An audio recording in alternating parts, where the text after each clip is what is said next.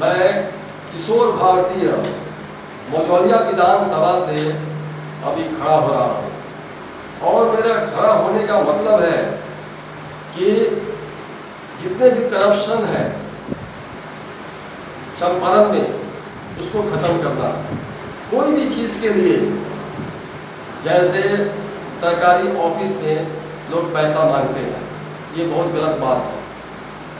हम देख रहे हैं कि यहाँ के लोग शिक्षित नहीं हैं, अपनी आवाज़ को नहीं उठा पाते हैं।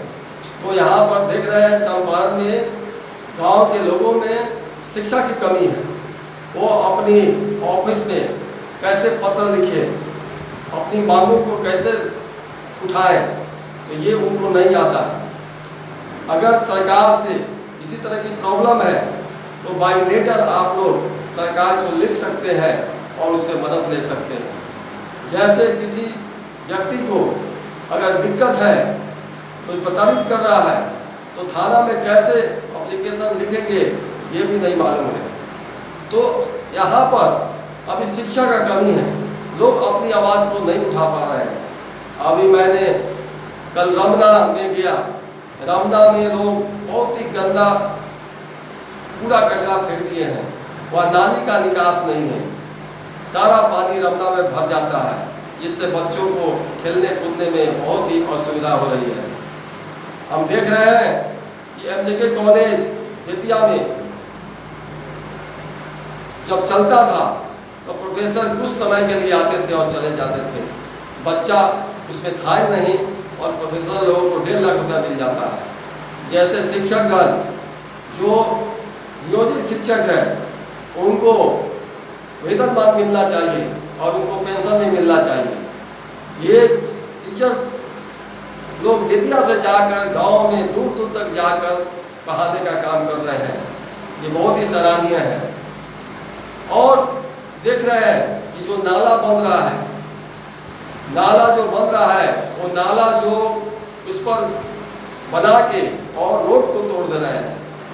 यहाँ पर नाला जो है बेतिया में वो जाम है, पानी का निकास नहीं हो रहा है, ड्रेन सिस्टम नहीं है।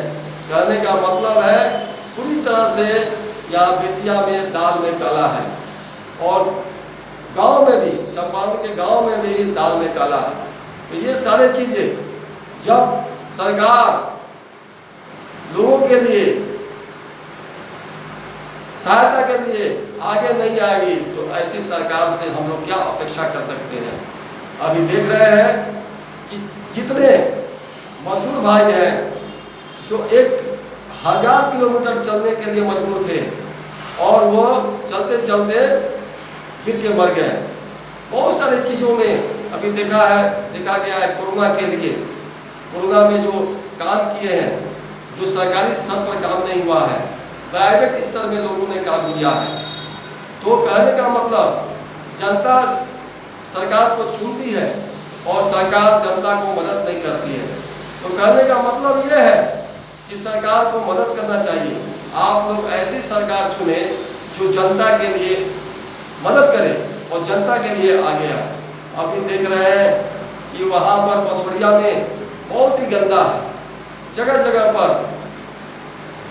अभी देख रहे हैं कि यहाँ पर जो छावनी चौक है वहाँ पर भी पुल अभी तक पूरी तरह से नहीं बन पाया है, जो बहुत ही दिक्कत है। आने जाने के लोगों के लिए बहुत दिक्कत है। वहाँ पर जल्द से जल्द ओवरब्रिज बनना चाहिए कि लोगों को आने जाने में सुविधा हो। और भी देख रहे हैं कि प्राइवेट स्कूल वाले री एडमिशन करके पेरेंट्स को ध्वन कर रहे हैं, तो री एडमिशन बंद करना चाहिए। बहुत सारे चीज़ है कि यहाँ पर जो प्राइवेट टीचर है उनको भी एक अच्छी सैलरी सरकार की तरफ से मिलना चाहिए। जो मजदूर भाई जो बाहर से आ रहे हैं उनको नियमित रूप से डेली मजदूरी नहीं मिल रही है, तो डेली काम नहीं मिल रहा है, जिससे वो वापस चले जा रहे हैं। तो सरकार को चाहिए कि जिस व्यक्ति को मजदूरी नहीं मिलता है उसको मतलब कि वो पैसा दे कि उसको रोजी रोटी वो जाके अपने बच्चों को खिलाए। बहुत सारी समस्या है, ये अनगिनत समस्या है, लेकिन कांग्रेस आई, बीजेपी आई, अभी तक कोई समस्या का निदान नहीं हुआ। अभी नीतीश की सरकार है, अभी वो भी काम नहीं कर रही है। बोल रहे अभी बाढ़ जो आया था पटना में, वहाँ भी काम नहीं हुआ है। आम आदमी वहाँ पर काम किया है। कोरोना में भी आम आदमी काम किया है। अगर आम आदमी करेगा तो सरकार के रहने से क्या मतलब है, इलेक्शन ही बंद कर दिया जाए। तो प्रिय भाइयों और बहनों, आपने देखा कि किस तरह से लोग परेशान हैं। कोरोना में कैसे भुखमरी के कगार पर पहुंच गए थे। ये सारे लोग कैसे कैसे चीज हो रहे हैं। सरकार कहती है कि राशन पानी देंगे, लेकिन सरकार राशन पानी नहीं पहुंचा रही है। तो आपने प्रिय भाइयों और बहनों, आपने देखा कि 1947 बिफोर आज़ादी के लिए कितने लोगों ने प्राणों की आहुति दे दी थी। तो अभी देख रहे हैं कि अभी भी गरीबों के लिए और मिडिल क्लास लोगों के लिए बहुत सी परेशानी बनी हुई है। सरकारी नौकरी नहीं है, लोगों को परेशानी बन रही है। लोग ग्रेजुएट हो गए हैं, लेकिन फिर भी उनको नौकरी नहीं मिल रही है। ये देख रहे हैं धीरे धीरे सरकारी जो नौकरी है धीरे धीरे बंद होता जा रहा है। बहुत सारे चीजें हैं, देखिए प्राइवेटेशन हो गया है। अब लोग किस तरह से अपने जीवन यापन करेंगे, ये बहुत ही दयनीय स्थिति है। सरकार को इसके बारे में सोचना पड़ेगा। अगर आप नहीं सोचिएगा तो कौन सोचेगा। आप नीतीश जी, आप बिहार के गार्जियन हैं। मोदी जी, आप तो भारत के गार्जियन हैं। आपको सोचना चाहिए कि लोगों को घर घर जाकर ये देखना चाहिए कि लोग कैसे जी रहे हैं। अगर उनको तकलीफ है तो मदद किया जाए, तभी आपके अंदर इंसानियत है। इंसानियत का मतलब होता है कि एक इंसान दूसरे इंसान की मदद करे। चलिए, जय हिंद, जय Bharat. Thank you very much.